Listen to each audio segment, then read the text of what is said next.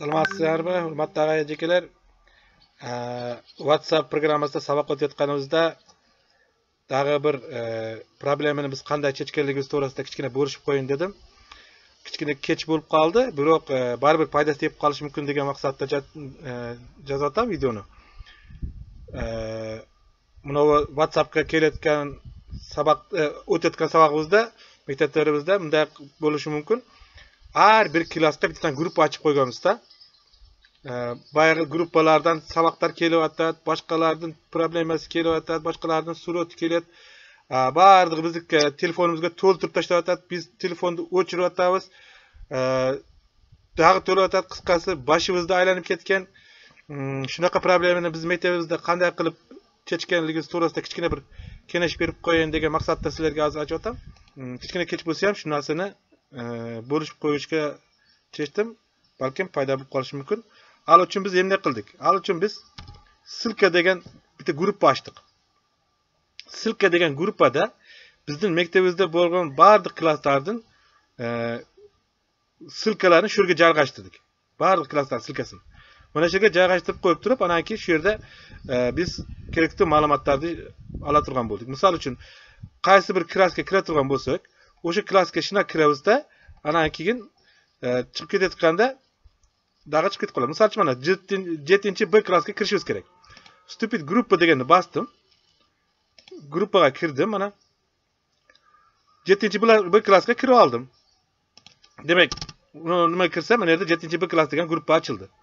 Men bu yerga kirib turib, saboqni o'tdim. Kerakli saboqni o'tib bitgandan keyin, выйти из gruppa qilib, gruppadan chiqib ketdim.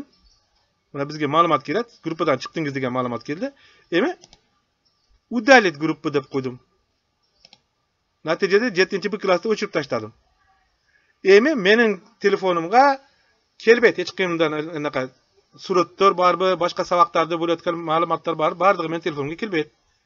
Bir g'ana o'zimga tegishli yerlarda ochib olam, kerakli vaqtda chiqib ketaman. Bu qanday degani? Misol uchun maktabda jurnallar turadigan yerimiz bor. O'sha jurnallarni oldiga borib, qaysi klassga kiradigan bo'lsa, jurnalni olamiz. Kerakli klassga kiramiz. Sabog'imiz bitgandan keyin qayta jurnalni qo'yib qo'yamiz. Shunday siyaqti narsada.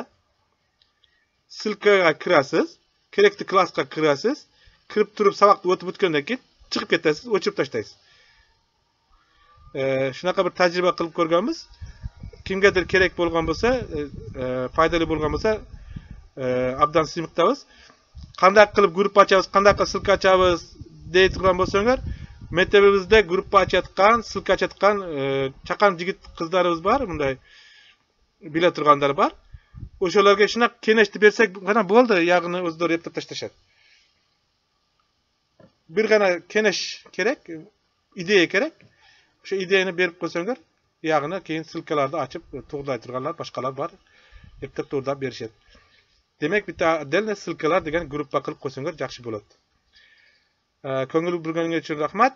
Foyda bo'lgan bo'lsa, abdan simiqdamiz. Oxirinda dag'i bir narsa aytib qo'yayin.